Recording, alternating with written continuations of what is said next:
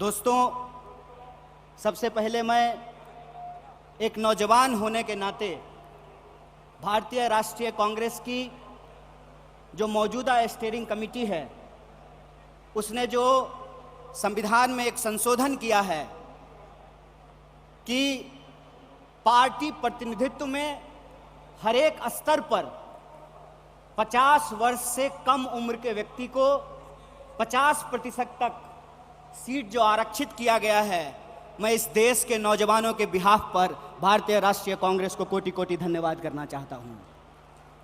दोस्तों, मैं समझता हूं कि ये एक महत्वपूर्ण रेजोल्यूशन है।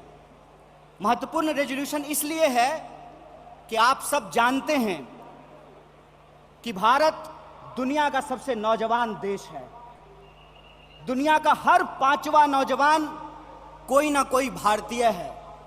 ऐसे वक्त में देश की दशा क्या होगी, देश की राजनीति क्या होगी, समाज का स्वरूप क्या होगा और हमारे आने वाले भविष्य का मुस्तकबिल क्या होगा, इसको इस देश का नौजवान तय करेंगे।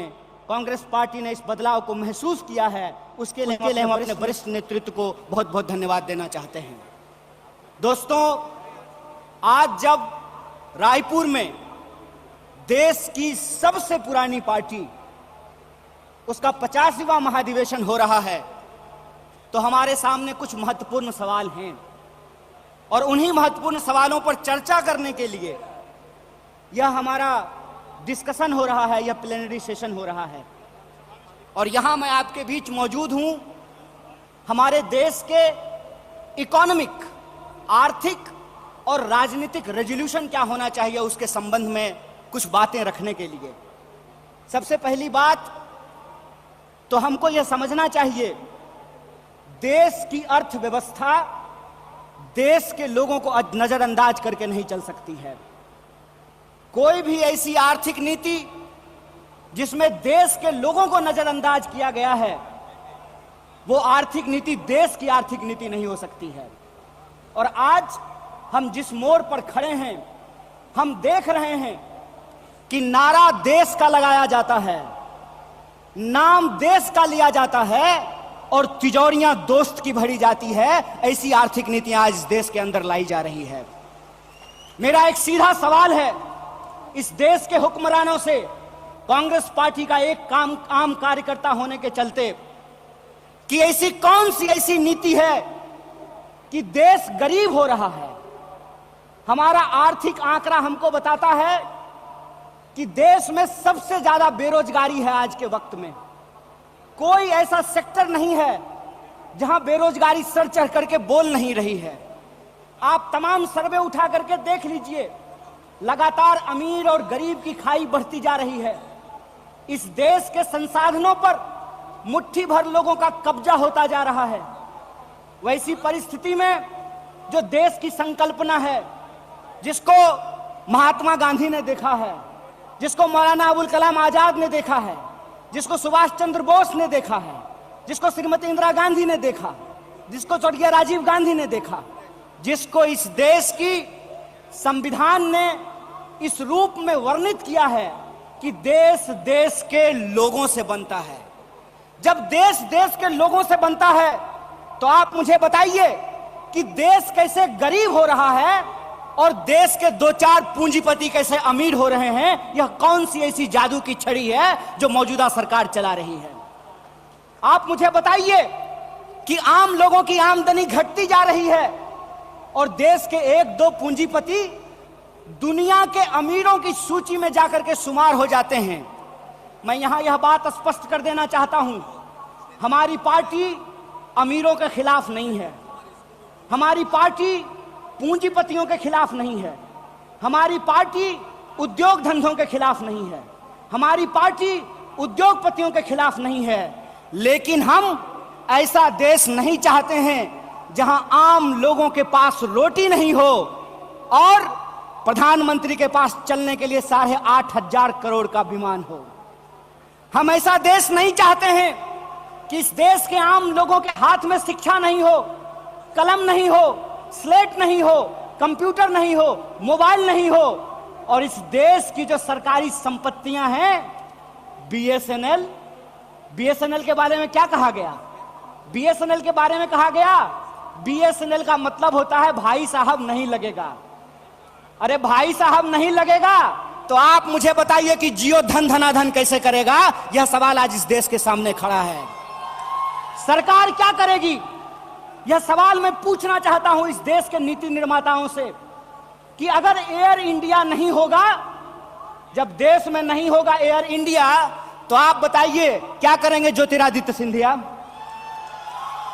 जब एयर इंडिया नहीं होगा, जब रेलवे नहीं होगा, जब बीएसएनएल नहीं होगा, तो मैं कहता हूं कि इस देश में मंत्री की क्या जरूरत है? जब देश में जनता नहीं होगी तो फिर इस देश में सरकार की क्या जरूरत है?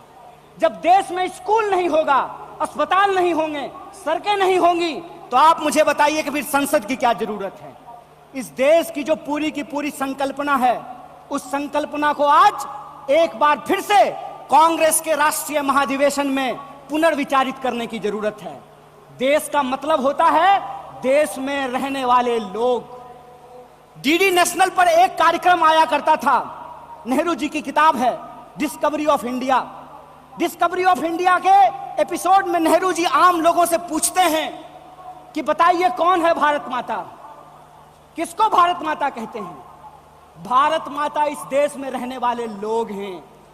जब हम भारत माता की जय बोलते हैं तो भारत माता की जय बोलने का मतलब है इस देश के 140 करोड़ लोगों की जय। और 140 करोड़ लोगों की जय का मतलब है कि 140 करोड़ लोगों के हाथ में पढ़ाई हो, 140 करोड़ लोगों के हाथ में काम हो, 140 करोड़ लोगों के लिए रोजगार की व्यवस्था हो, 140 करोड़ लोगों के लिए इलाज की व्यवस्था हो, 140 करोड़ लोगों के लिए चलने के लिए सड़कें हो, गाड़ियां हो, रेलवे हो, हवाई जहाज हो। और आपने देखा कि देश में कुछ लोग लोकतंत्र को अपनी बपौती समझ लिए हैं। अभी जब मैं हवाई जहाज की बात कर रहा था तो मुझे दिल्ली एयरपोर्ट याद आ गया। दिल्ली एयरपोर्ट पे भारी जो है सिक्योरिटी फोर्स आई थी हमारे एक नेता को गिरफ्तार करने के लिए। तो मैं दिल्ली में बैठे हुए हुक्मरानों को इस महाधिवेशन के माध्यम से कहना चाहता हूं, आपको मालूम नहीं है भारतीय राष्ट्रीय कांग्रेस का इतिहास। आपके पुरखों ने जिन अंग्रेजों की चापलूसी की थी, उन अंग्रेजों से लड़ करके हमने इस देश को आजादी दिलाई। इस बात को याद रखिएगा। ना आपके जेल से डरेंगे, ना आपके मुकदमे से डरेंगे, ना आपकी लाठियों से डरेंगे, ना आपकी गोलियों से डरेंगे। भारतीय राष्ट्रीय कांग्रेस इस देश की पार्टी है और इस देश के हकूक के लिए लड़ती रहेगी। इस बात को याद रखिएगा। और आज के समय में जो आर्थिक लूट की नीतियां चल रही हैं कि प्राइवेटाइजेशन ऑफ प्रॉफिट और सोशलाइजेशन ऑफ लॉस, फायदा होगा तो अदानी का और नुकसान होगा तो एलआईसी का, ये हम नहीं चलने देंगे। इस बात को आप याद रखिएगा। फायदा होगा तो प्रधानमंत्री जी के दोस्त का और नुकसान होगा तो इस देश के आम लोगों का पैसा जो एसबीआई में पड़ा हुआ है उसका, ये हम नहीं चलने देंगे। इस बात को याद रखिएगा। इसीलिए हमारा पॉलिटिकल और इकोनॉमिक रेजोल्यूशन ये है कि भारतीय राष्ट्रीय कांग्रेस इंडियन कॉन्स्टिट्यूशन का सेफ गार्ड है। हम इंडियन कॉन्स्टिट्यूशन के पहरेदार हैं, हम इंडियन कॉन्स्टिट्यूशन के असली चौकीदार हैं। इस बात को याद रखिएगा। और इंडियन कॉन्स्टिट्यूशन इस बात को रिजॉल्व करता है, we the people of India. और यह जो we the people of India है, इसमें इस देश में रहने वाले वो तमाम लोग, चाहे हिंदू हो, मुसलमान हो, सिख हो, ईसाई हो, जैन हो, पारसी हो, बुद्धिस्ट हो या वैसे भी लोग जो किसी धर्म को नहीं मानते हैं, वो सब भारत के लोग हैं। और उनके हकूक के लिए, उनके अधिकार के लिए, कल्याणकारी राज्य की अवधारणा को बचाए रखने के लिए भारतीय राष्ट्रीय कांग्रेस संघर्ष करेगी। और यही जो पॉलिटिकल रेजोल्यूशन है कि हम देश के लोगों के बुनियादी सवालों के लिए, रोजी रोटी, कपड़ा, मकान, शिक्षा, स्वास्थ्य, सड़क, बिजली, पानी और इस देश के संविधान के लिए संघर्ष करते रहेंगे। इसी आशा और उम्मीद के साथ आप तमाम सम्मानित मंच और आप तमाम प्रतिनिधियों का एक बार पुनः स्वागत करते अपनी बात को खत्म करूंगा। शुक्रिया। इनकलाब जिंदाबाद। जय हिंद, जय भारत, जय कांग्रेस।